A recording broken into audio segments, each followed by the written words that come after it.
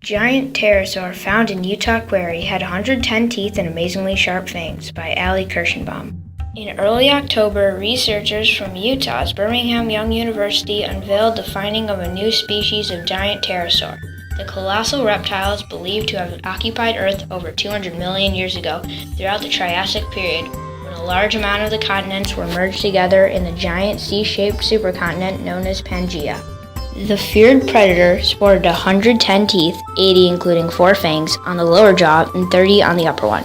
While the asymmetrical dentitions may sound strange to us, they are perfectly normal for pterosaurs, who were well known for the unusual positioning of teeth of all shapes and sizes.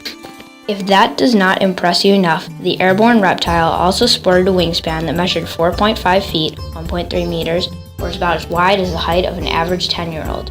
But as vast as it was, it could not compete in comparison to the beast's large head.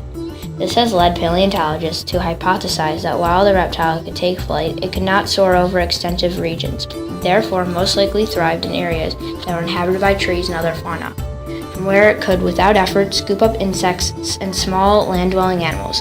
The giant also had shockingly compacted eyes and air-filled bones, very similar to those of pterosaurs that emerged in later periods. The mint-condition fossils of this unnamed species were unearthed in 2014 by Birmingham Young student Scott Meek at an excavation site just outside the Dinosaur National Monument in northeastern Utah.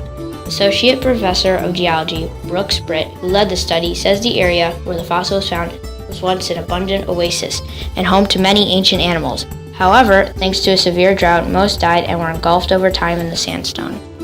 Brooks Britt says that even though there are over 100 known species of pterosaurs, this discovery is significant. That's because it fills the gap in fossil accounts between the earlier pterosaurs that were miniature compared to the larger specimens that came later. The largest one uncovered thus far is the Quetzalcoatlus, which had a wingspan of about 30 feet and jaws so gargantuan it could crush smaller crocodile-type reptiles. But even though the Quetzalcoatlus was one of the most important discoveries made during that 2014 dig, it was not alone. Amid the 11,500 bones excavated in this fossil-rich quarry is the Dinosaurs, a reptile with a head that looks like a bird and arms that resembled those of a mole. The paleontologists also found remains of several Spheniscians, small crocodile-like creatures, as well as 2 meat-eating dinosaurs. The best part is there are plenty more discoveries to be made.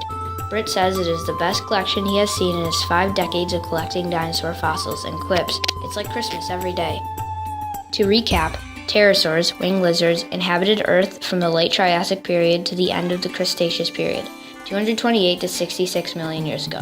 They're the first animals that do not include insects to evolve powered flight. Though the giant monstrosities are often referred to as flying dinosaurs, experts say that this categorization is scientifically incorrect. That's because, though they lived and perished alongside dinosaurs and can even be considered close cousins, large animals evolved from a separate branch of the reptile family tree. And in case you are wondering, pterosaurs are not related to birds or bats either. Thanks for watching!